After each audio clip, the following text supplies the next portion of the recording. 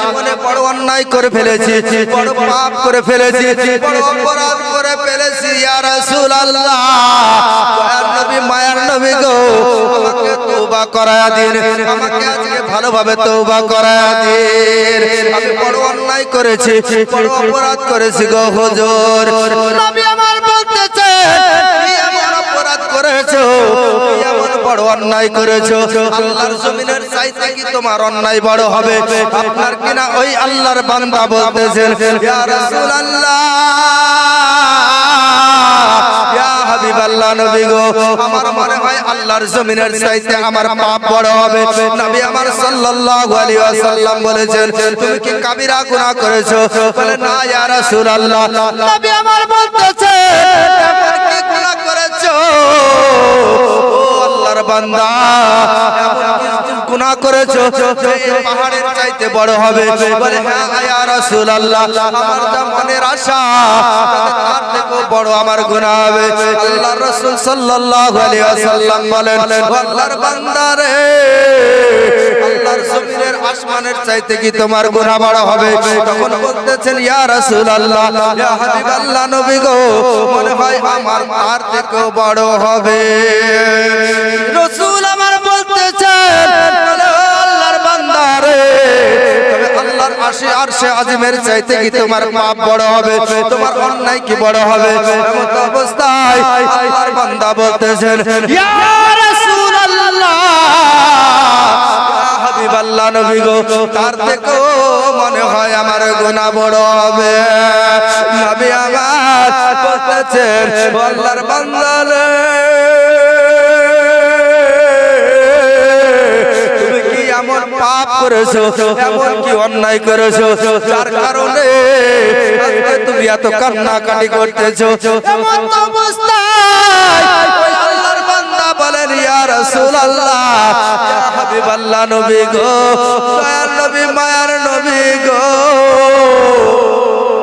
ও আল্লাহর রাসূল, আপনি জানেন ওই মদিনাতে যত কাফন চুরি হয়, ছোটদের কাফন চুরি হয়, বড়দের কাফন চুরি হয়, ইয়া রাসূলুল্লাহ, ইয়া হাবিবাল্লাহ নবী গো, ও দয়ার নবী মায়ার নবী, ছোটদের কাফন চুরি হয়ে যায়, বড়দের কাফন চুরি হয়, আমি সেই জানাজাতে শামিল পর্যন্ত থাকি। জানাজাতে শামিল হয়ে সন্ধ্যা বেলা হয়ে যায়, ইয়া রাসূলুল্লাহ, ইয়া হাবিবাল্লাহ, দয়ার নবী গো, সন্ধ্যা হয়ে যায়, যখন গভীর রাত হয়ে যায়, সবাই ঘুমিয়ে যায়, ইয়া রাসূলুল্লাহ, আমি কি করতাম সেই গভীর রজনীতে? একটি খুন্তি নিয়ে, একটি কোদাল নিয়ে আমি সেই কবরে চলে যেতাম। ইয়া রাসূলুল্লাহ, আমি সেই কবরে গিয়ে মাটিগুলোকে হটিয়ে দিতাম। নবী গো,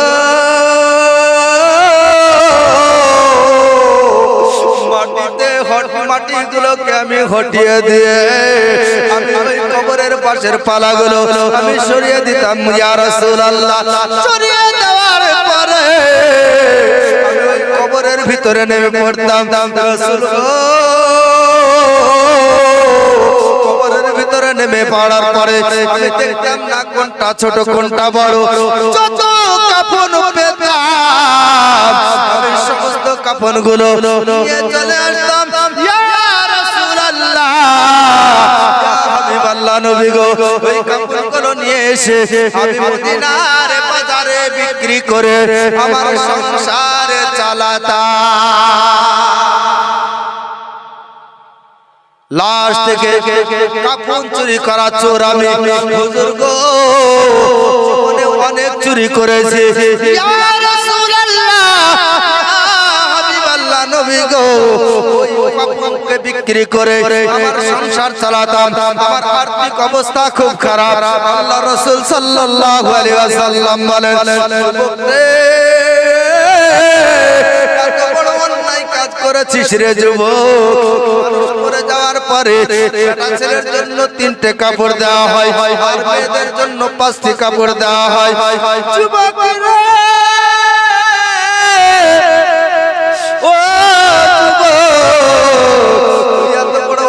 করেছিস, এত বড় পাপ করেছিস।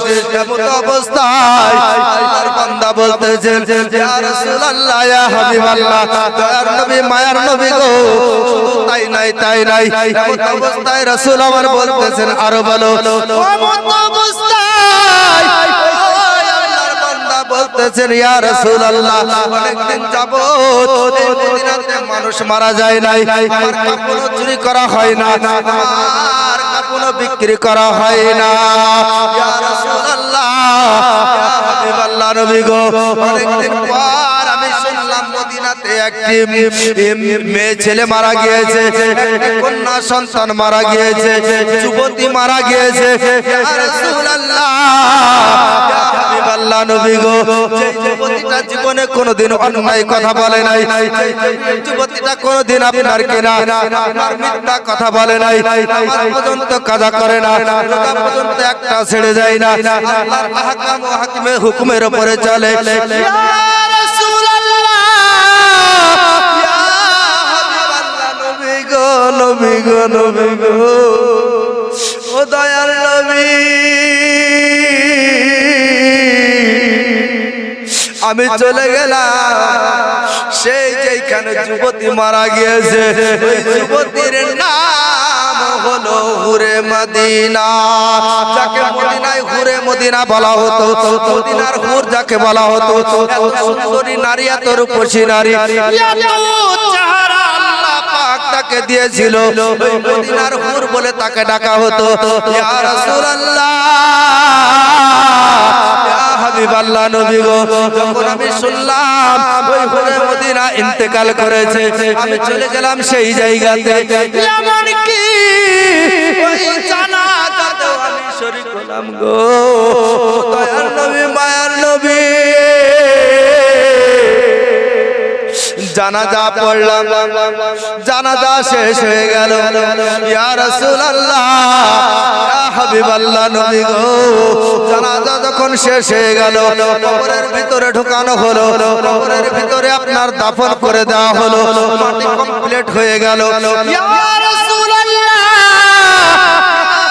হাবিবাল্লাহ নবী গো, আমি মনে মনে চিন্তা করতেছি, কখন মানুষ ঘুমাবে আর আমি কবরে গিয়ে কবরের কাফনটা চুরি করব।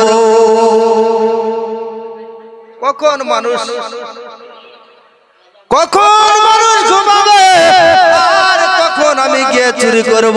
এমন অবস্থায় ইয়া রাসূলুল্লাহ, ইয়া হাবিবাল্লাহ, দয়ার নবী গো,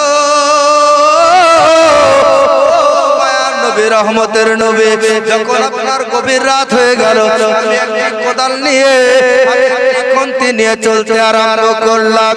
ইয়া রাসূলুল্লাহ, ইয়া হাবিবাল্লাহ নবী গো, আমি সেই কবরের কাছে চলে গেলাম, কবরের মাটিগুলো আমি সরিয়ে দিলাম, সরিয়ে দেওয়ার পরে আমি ওই কবরের ভিতরে ঢুকে পড়লাম। ইয়া রাসূলুল্লাহ, আমি কবরের ভিতরে ঢুকে পড়লাম। এমন অবস্থায় শয়তান আমাকে টস দিতে থাকলো, শয়তান আমাকে প্রলোভন দিতে থাকলো, বলে, ও মদিনার কাফন চোর রে, জীবনে সারা জীবন কাফন চুরি করে গেলি, কোনদিন আনন্দ উপভোগ করতে পারলি না। যে মহিলার আজকে লাশটাকে চুরি কর, আজকে যেই মহিলার কাফনটা চুরি করতে এসেছিস, ও যুবক, যেই মহিলার আজকে কাফন চুরি করতে এসেছিস, একবার তাকিয়ে দেখ, তাকিয়ে দেখ, এত সুন্দর চেহারা, এত সুন্দর মহিলা জীবনে কখনো কোনোদিন দেখতে পাবি না। এই জায়গাতে তুই যদি জেনা করে নিস, এই জায়গাতে যদি মেয়েটার সঙ্গে খারাপ করে নিস, তোর কোনো রকম পুলিশের কেস হবে না, তার বাপও জানতে পারবে না, মাও জানতে পারবে না। ইয়া রাসূলুল্লাহ, ইয়া হাবিবাল্লাহ নবী গো, যখন এইরকম প্রলোভন দেখাতে থাকলো, আমি তখন শয়তানের খপ্পরে পড়ে গেলাম। ইয়া রাসূলুল্লাহ, আমি ওই শয়তানের খপ্পরে পড়ে, শয়তানের পাল্লায় পড়ে, আমি ওই হুরে মদিনার সঙ্গে, মৃত লাশের সঙ্গে আমি জেনা করে ফেললাম। মৃত লাশের সঙ্গে যখন আমি জেনা করে কাফনগুলো যখন আমি বেরিয়ে নিয়ে আসবো, বের করে নিয়ে আসবো, তখন আমার কাফনটা আমার মুঙ্গিটা যেন ইয়া রাসূলুল্লাহ ইয়া হাবিবাল্লাহ ওই লাশ যেন জীবিত হয়ে আমাকে আপনার টেনে ধরেছে আর বলতেছে মদিনার কাফন চোর রে আমি কারো কোনোদিন অন্যায় করি না, অপরাধ করি নাই, জীবনে এক নামাজ ছাড়ি নাই, জীবনে রোজা পর্যন্ত কাজা করি নাই। তুই আমার কত বড় সর্বনাশ করে দিলি, আজকে আমার সঙ্গে এমন খারাপ কাজ করলি। কিয়ামতের ময়দানে যদি আমার আল্লাহ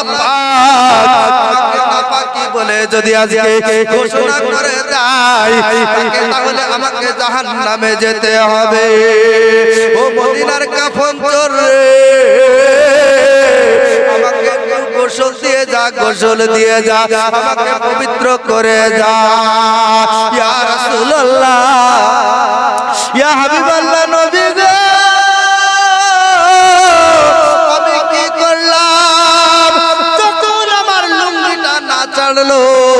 আমার পায়ের লাঠি দিয়ে আমি শাবাবটাকে ছেড়ে ছুটে আমি পালিয়ে আসলাম। লাঠি মেরে সেই লাশটাকে আবার কবরে রেখে আমি আবার চলে আসলাম। দয়ার নবী মায়ার নবী রাহমাতুল লিল আলামিন নবী আমার এই কথা শুনে চোখ দিয়ে যেন ঝরঝর করে পানি মুবারক পড়ছে আর বলতেছেন যুবক রে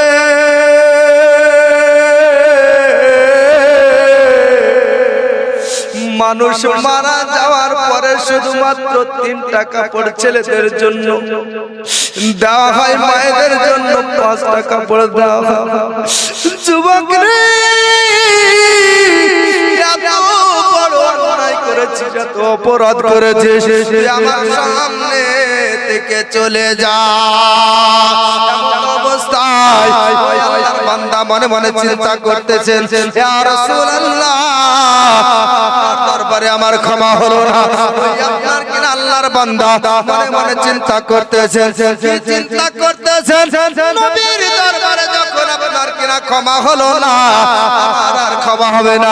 এই ক্ষমা কোথায় পাই, কোথায় পাই? আল্লাহ পাক রব্বুল আলামিন কুরআন মাজিদের মধ্যে জানিয়ে দিয়েছেন লা তাকনাতু মির রাহমাতিল্লাহ, আল্লাহর রহমত থেকে কেউ বঞ্চিত হয় না। এমন অবস্থায় আল্লাহর বান্দা আপনার চলে গেলেন কোথায়? একটি পাহাড়ের কাছে চলে গেলেন। পাহাড়ের কাছে যাওয়ার পরে আল্লাহর বান্দা আল্লাহকে ডাকে মাবুদ, জীবনে বড় অন্যায় করেছি, অপরাধ করেছি, বড় পাপ করেছি। আল্লাহ কাল কিয়ামতের ময়দানে আমাকে জাহান্নামে যেতে হবে, জাহান্নাম ছাড়া আমার উপায় নাই। আল্লাহ মাবুদ আমি কার কাছে যাব? আমি যত পাপী হই না কেন, যত অন্যায়কারী হই না কেন, ও আল্লাহ আমি তোমার বান্দা, আল্লাহ তুমি আমাকে ক্ষমা করে দাও। আপনার যুবক কিনা কান্না করতেছেন, এত কান্না করতেছেন, এত কান্না করতেছেন, কান্না করে যায়, কান্না করে যায়। এক নয় দুই নয়, এক এক করতে করতে আপনার 40 দিন হয়ে যাচ্ছে। আপনার খাবার পর্যন্ত খাই না, পানি পর্যন্ত পান করে না। আল্লাহ আল্লাহ আল্লাহ আল্লাহ করে জিকির করে, গাছের পাতা পর্যন্ত আপনার গায়ে পড়ে, গায়ে আপনার ঘা হয়ে গিয়েছে, আপনার চোখের সাইড দিয়ে যেন ঘা হয়ে গিয়েছে। আল্লাহ আল্লাহ আল্লাহ আল্লাহ করে কেঁদে যায়। 40 দিন হয়ে গেল। রব্বুল আলামিন বলে আমার বান্দা এত কান্না করেছে, এত কান্না করেছে, আমি আল্লাহ আমি আমার ওই বান্দাকে ক্ষমা করে দিলাম। তাড়াতাড়ি করে যাও, আমার দয়ার নবীকে গিয়ে বলো আমি আল্লাহ আমার বান্দাকে ক্ষমা করে দিয়েছি, আমার নবী যদি ক্ষমা না করে তাহলে আমিও ক্ষমা করব না। হে আমার আব্বাদের, আমার সোনা মানিকেরা, অবস্থায় জিবরাইল আলাইহিস সালাম আপনার সঙ্গে করে নিয়ে আসলেন। আসার পরে দয়ার নবীর কাছে আপনার উপস্থিত হয়ে গেলেন। দয়ার নবীর কাছে যখন উপস্থিত হয়ে গেলেন, এমন অবস্থায় আর কিনা দয়ার নবীকে বলেন, ইয়া রাসূলুল্লাহ, ইয়া হাবিবাল্লাহ, আপনি এই যুবককে ক্ষমা করে দিন। রাসূল পাক সাল্লাল্লাহু আলাইহি ওয়াসাল্লামকে জিবরাইল আলাইহিস সালাম বলেন, ইয়া রাসূলুল্লাহ, এই যুবককে আল্লাহ পাক ক্ষমা করে দিয়েছেন, আপনিও ক্ষমা করে দিন। নবী পাক সাল্লাল্লাহু আলাইহি ওয়াসাল্লাম, দয়ার নবী, মায়ার নবী, যুবককে আপনার ক্ষমা করে নবী গো, তুমি মরণ কালে দিও আমায় দেখা,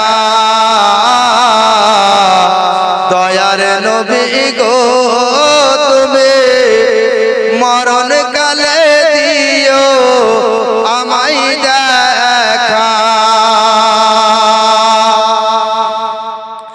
অন্ধকার কবরে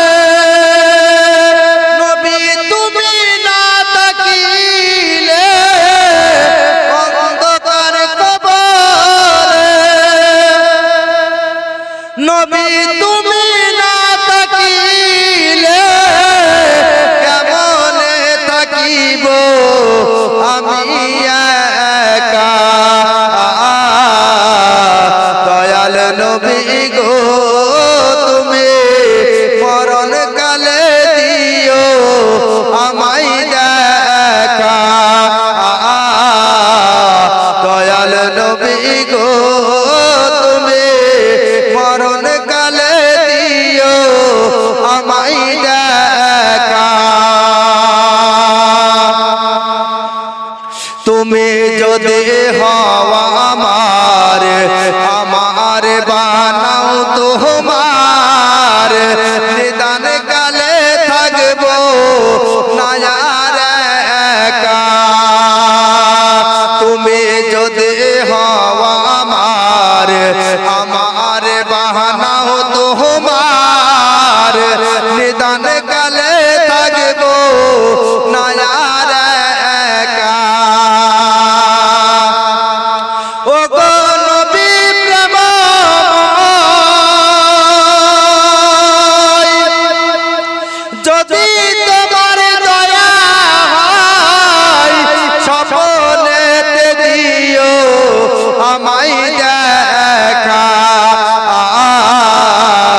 দয়াল নবী গো, তুমি মরণ কালে দিও আমায় দেখা। আমি বড় অসহায়, মদিনায় যাওয়ার সম্বল নাই, দেখতে পাইলাম না নবীর রোজা। আমি বড় অসহায়, মদিনায় যাওয়ার সম্বল নাই, দেখতে পাইলাম না নবীর রোজা।